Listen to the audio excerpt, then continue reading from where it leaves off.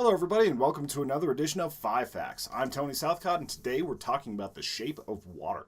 The Shape of Water is a 2017 hit movie from Guillermo del Toro starring Shannon, Doug Jones, and Sally Hawkins. It's a powerful film that brought home 4 Oscars, one of the first Best Picture Oscars for a sci-fi movie, and we're here to talk about it a little bit. Let's get to the facts. Fact number 1. Here's some quick facts on the origin of this movie. Guillermo del Toro was a child whenever he saw The Creature from the Black Lagoon and was often inspired by it, but he wanted to see the creature succeed in this romance. The concept for the film came about whenever he was having lunch with Daniel Krauss, who del Toro has co-authored several books with the idea of the Dark Universe from Universal being set where it was a giant continuous universe with Frankenstein, Dracula, all the classic Universal monsters. He wanted to have a crack at The Creature from the Black Lagoon, but because he wanted the romance to succeed, Universal decided to go another way. He also wanted this to be done from the monster's perspective and make the monster a good guy, just kind of subvert the way the original movie was portrayed. Del Toro felt that this movie also had a lot of growth for him. It was one of the first movies that dealt with adult themes for him, because the previous 9 that he'd done were based on childhood fears for the most part. This one focused more on love, otherness, sex, trust issues, all sorts of other things that came about in a more mature movie for him. Fact number 2. The movie was written with very specific actors in mind for the leads. While writing the movie, del Toro only had Sally Hawkins in mind. He refused to entertain the idea of anyone else and basically was absolutely set on her. What he was looking for was a type of natural beauty, like the type of person you might see on a bus that's kind of radiant, but also not like overpowering, like a perfume model is the way he put it. He didn't pitch the movie all that well, though. Whenever he first met Sally Hawkins in 2014, he hugged her, picked her up, and said, "I'm writing a movie for you. You fall in love with a fish man." And basically, that was all he said to her. He also wrote the script with Shannon in mind, which, as any of you guys have heard from other podcasts, I'm a huge fan of him, especially as a bad guy. He just has a face and a countenance that works really well as a bad guy. So this role was specifically written for him. He put a lot of time into the backstory and gave it to Shannon so that he would understand where this character was coming from. I would also be willing to bet that Doug Jones was a major part of writing this. He knew that that was going to be the guy that he had for the creature in the suit, because he's had it for Pan's Labyrinth. He's had him for, I believe, both of the Hellboy movies and some other projects. Fact number 3. Here's some information on the Amphibian Man suit and Doug Jones. The suit was sculpted by Mark Hill, who designed the creature and worked with Shane Mahan to actually make it real.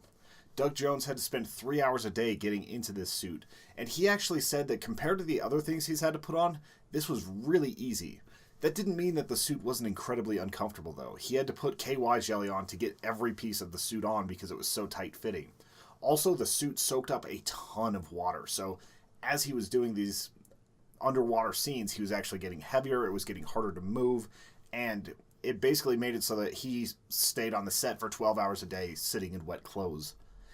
This was particularly interesting whenever they tried to have a dancer fill in for the role, whenever they had that strange kind of dance number in the middle of everything, and the dancer was not able to move. They basically tried to do a pirouette and a few other movements and immediately projectile vomited because the suit was too heavy and it was so restrictive and it was so hot that they just could not handle it.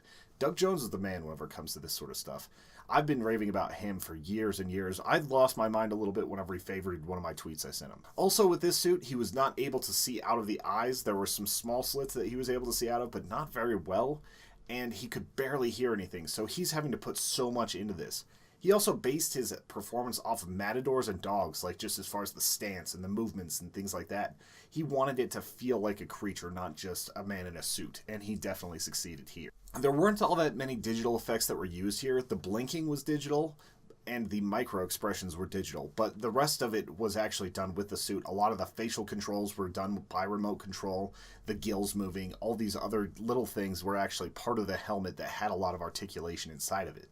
One of the things you'll notice about this film is that lighting was very important to this creature. They made a lot of parts of it translucent so it would glow in certain ways. They backlit it a lot so that it would look more heroic whenever they wanted it to.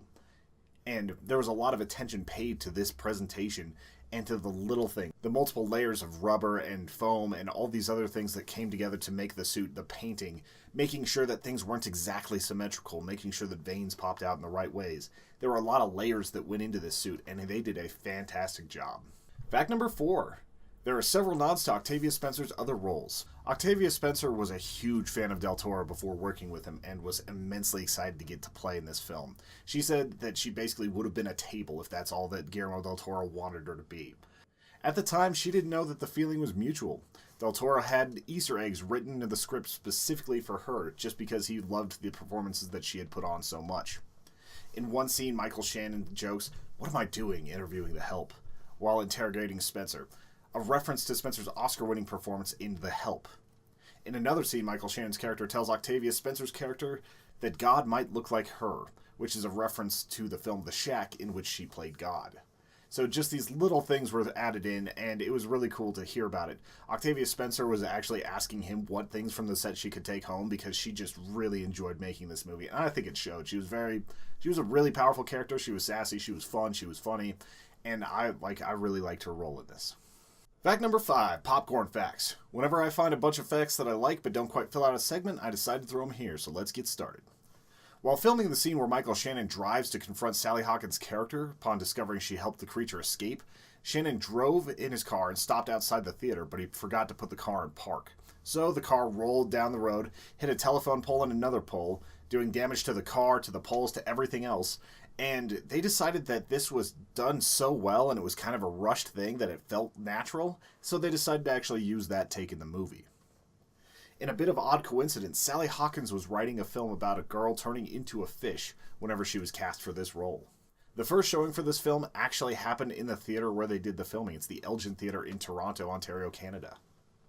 This is more something that I like because I'm always interested in last name origins, but the main character's last name is Esposito, which is actually Italian for exposed. It's a name that they gave to a lot of orphans and kids that were adopted because they were exposed to the elements and they were exposed to a kind of a harder life. So if you hear Esposito or hear people that have been descended to that, there's a very good chance that that's actually a name they were given from an orphanage. It's just kind of a cool fact. Before I get any hate, I know The Shape of Water is more sci-fi than horror. And I know that it's very, very weird compared to a lot of things. And I just wanted to take a look at it after it had so much Oscar success. Because whenever I saw it, I liked the movie. I didn't realize that it was going to be so well loved, to have that 92% on Rotten Tomatoes, and to get so many accolades. The person I went to see it with, giving a shout out to Miranda, basically dropped a lot of F-bombs whenever we left the theater asking me what I'd forced her to see.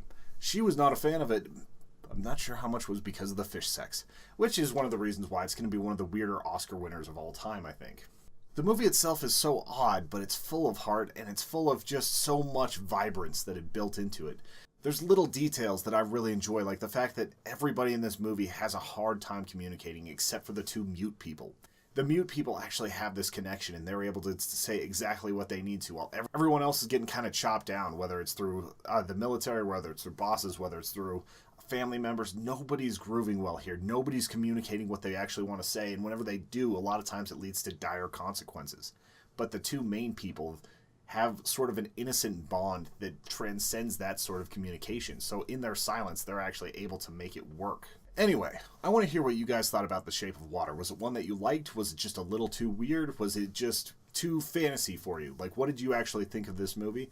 Please put the comments below and let me know some of your family reactions if people overreacted to certain parts of this film. I hope you guys have an awesome week. Check us out on patreon.com/humanechoes, and we will see you next week with more 5 Facts.